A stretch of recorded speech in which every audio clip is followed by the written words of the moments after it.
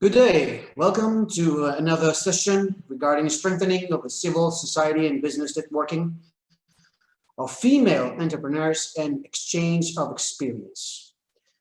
This module is module number 3, which stands for business planning, administrative issues. Now, aiming at presenting the main steps in entrepreneurial planning in terms of administrative planning is actually the scope of this module. Growing a business means taking many decisions about the way you want to expand your operations. Creating a strategic plan is a key component of planning for growth.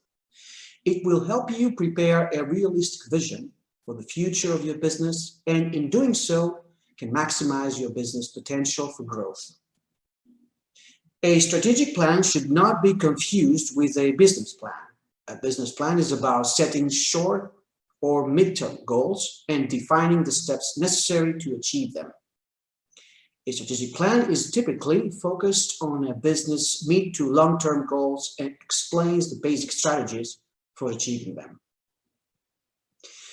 This guide sets out the basics of the strategic planning process. It explains how to go about drawing up a strategic plan. It highlights some important issues to bear in mind, and it shows how to turn from planning to implementation. The purpose of strategic planning.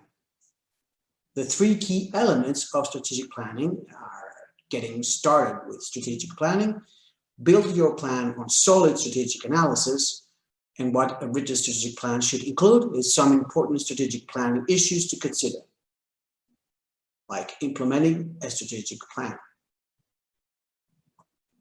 The purpose of strategic planning is to set your overall goals for your business and to develop a plan to achieve them.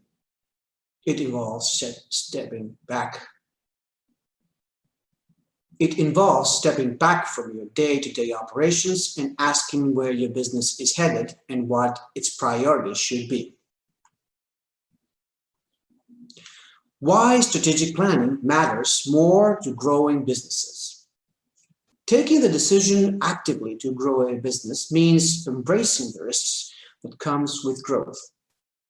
Spending time on identifying exactly where you want to take your business and how you will get there should help you reduce and manage those risks. As your business becomes larger and more complex, so strategy formulation will need to become more sophisticated, both to sustain growth and to help you muster the leadership and resources you need to keep your business developing. To do this, you will also need to start collecting and analyzing a wider range of information about your business, both about how it operates internally and how conditions are developing in your current and potential markets. The difference between strategic planning and writing a business plan. Now, the process of strategic planning is about determining the direction in which you want to take your business. It involves setting up your overall goals for your business. By contrast, the purpose of the business plan is to provide a detailed roadmap that will take you in your desired direction. Your strategic planning and your business planning should be complementary, but effective strategy development requires you to shift your focus from the day-to-day concerns of your business and to consider your broader and long-term options. Developing a strategy for business growth requires you to deepen your understanding on the way your business works and its position relative to other businesses in your markets. As a starting point, you will need to ask yourself the following 3 questions. Where is your business now? This involves understanding as much about your business as possible, including how it operates internally, what drives its profitability, and how it compares with competitors. Keep your review separate from day-to-day work and be realistic, detached, and critical in distinguishing between the cause and effect of how your business operates. You should also write it down and review it periodically. The second question is, where do you want to take it? Here, you need to set out your top-level objectives. Work out your vision, mission, objectives, values, techniques, and goals. Where do you see your business in 5 or 10 years? What do you want to be the focus of your business and your source of competitive advantage over your rivals in the marketplace? This step should be the foundation of final plan and motivate change. What do you want and what do you need to do to get there? What changes will you need to make in order to deliver on your strategic objectives? What is the best way of implementing those changes? What changes to the structure and financing of your business will be required, and what goals and deadlines will you need to set for yourself and others in the business? Think about the business as a whole.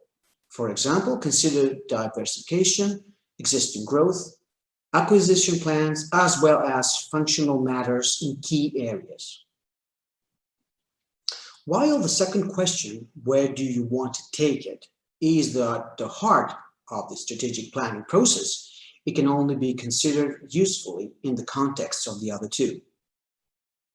You should balance your vision for the business against the practical realities of your current position and changes, such as increased investment in capital and other resources that will be required to implement your vision. A strategic plan needs to be realistically achievable. Getting started with strategic planning. As with any business activity, the strategic planning process itself needs to be carefully managed. Responsibilities and resources need to be assigned to the right people, and you need to keep on top of the process. How to involve? Try to find people who show the kind of analytical skills that successful strategic planning depends upon.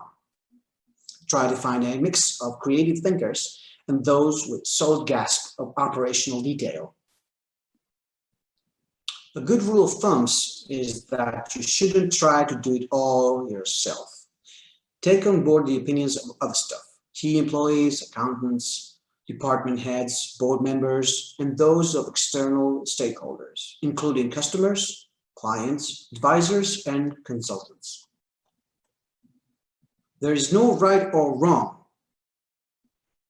There is no right or wrong way to plan the process of strategic planning, but be clear in advance about how you intend to proceed. Everyone involved should know what is expected of them and when. For example, you may decide to hold a series of weekly meetings with a strategy team before delegating the drafting of a strategy document to one of its members. Or you might decide to block off a day or two for strategy brainstorming sessions, part of which might involve seeking contributions from a broader range of employees and even key customers. Getting the planning document right. The priority with strategic planning is to get the process right, but don't neglect the outcome. It's also important to make sure you capture the results in a strategic planning document that communicates clearly to everyone in your business what your top objectives are. Such a document should reflect the consensus of those involved in drafting it, be supported by key decision makers, notably owners and investors. Be acceptable to other stakeholders, such as your employees. Build your plan on solid strategic analysis. And strategic planning is about positioning your business as effectively as possible in the marketplace. So you need to make sure that you conduct as thorough as possible analysis of both your business and your market. There is a range of strategic models that you can use to help you structure your analysis here. These models provide a simplified and abstract picture of a business environment. SWOT, which stands for Strengths, Weaknesses, Opportunities, and Threats analysis, is probably the best known model and is used by both smaller and bigger businesses in a not-profit and not-for-profit sectors alike. STEEPLE, which stands for Social, Technological, Economic, Environmental, Political, Legal, and Ethical, and Five Forces analysis are two other widely used models. Let's start with SWOT.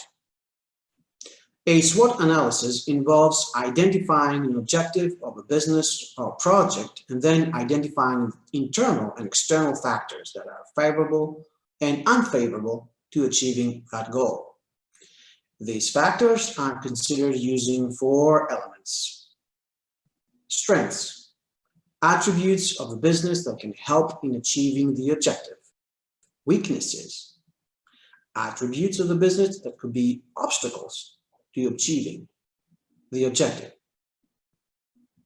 Opportunities, external factors that could be helpful to achieving the objective. Threats, external factors that could be obstacles to achieving the objective. We'll continue with the STEEPLE analysis. There are other models you can use to assess your strategic position, such as STEEPLE analysis, for example, which breaks the business environment down to the following components. Social, for example, demographic trends or changing lifestyle patterns. Technological, for example, the emergence of competing technology, competing or productivity improving equipment for your business. Economic, for example, interest rates, inflation, changes in customer demand. Environmental, for example, changing expectations of customers, regulators, and employees on sustainable development. Political, for example, changes to taxation, trading relationships, or grant support business. Legal, for example, changes for employment law, all the way your sector is regulated. And ethical, for example, ethical and moral standards governing policies and practices. STEEPLE analysis is often used alongside SWOT analysis to help identify opportunities and threats. And now we'll proceed with the Five Forces model. The Five Forces model aims to help business understand the drivers of competition in their markets.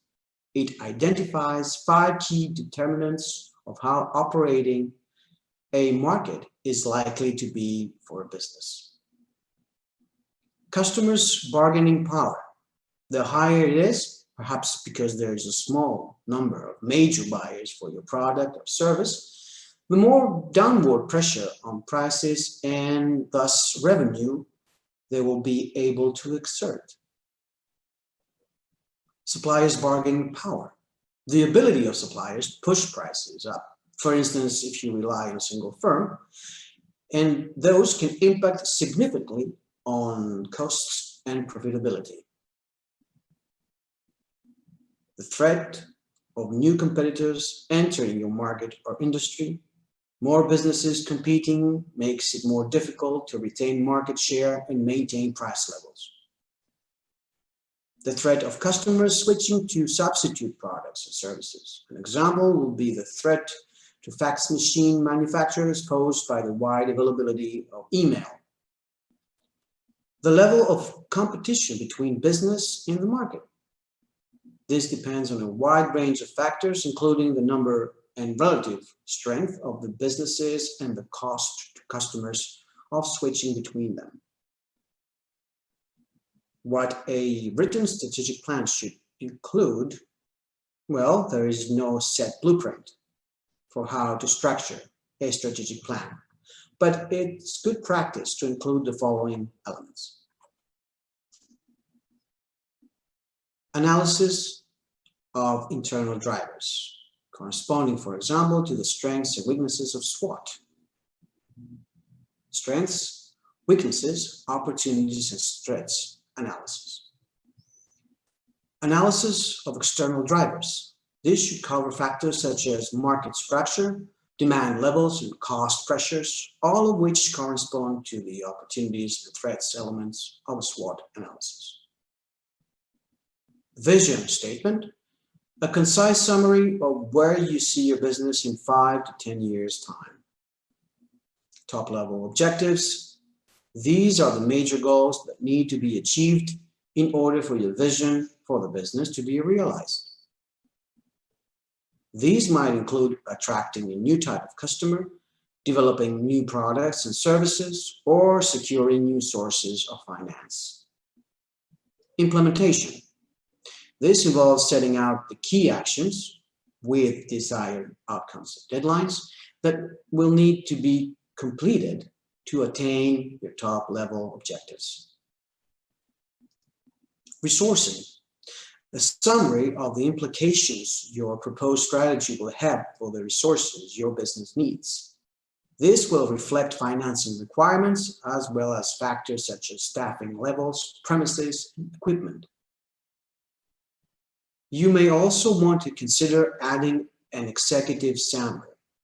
This can be useful for prospective investors and other key external stakeholders.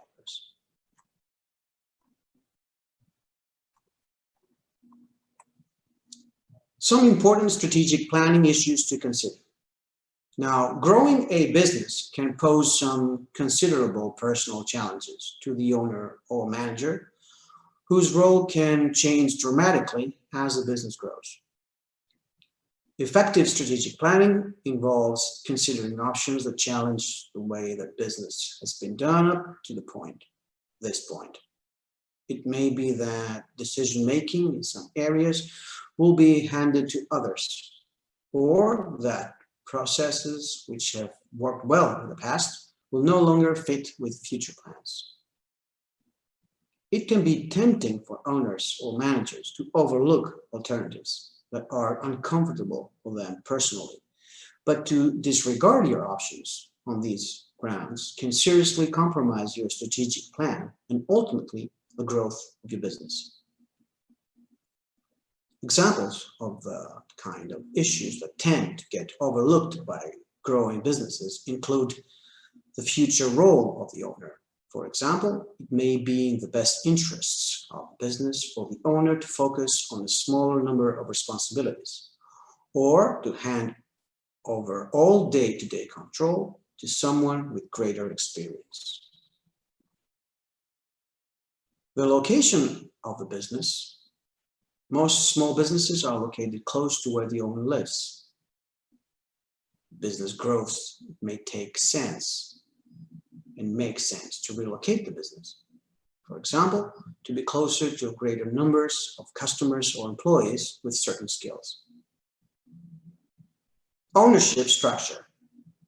Growing businesses in particular should ensure that they will get this right.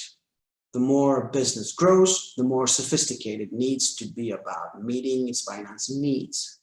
In many cases, the best option is for the owner to give up a share of the business in return for equity finance. But this can be emotionally difficult to do.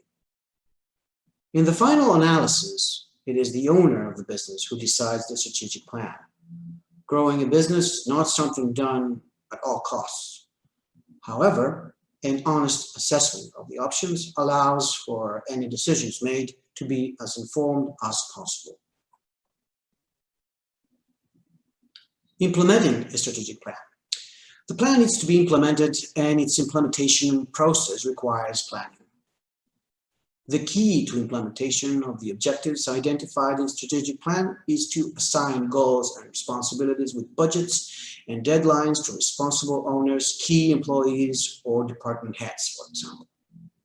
Monitoring the progress of the implementation plan and reviewing the strategic plan against implementation will be an ongoing process. The fit between implementation and strategy may not be perfect from the outset, and the implications of implementing the strategy may make it necessary to tweak the strategy plan. Monitoring implementation is the key. Using key performance indicators, KPIs for short, and setting targets and deadlines is a good way of controlling the process of introducing strategic change. Your business plan is another important tool in the implementation process. The business plan is typically a short-term, more concrete document, like the strategic plan, and it tends to focus more closely on operational considerations such as sales and cash flow trends. If you can ensure that your strategic plan informs your business plan, you will go a long way to ensuring its implementation.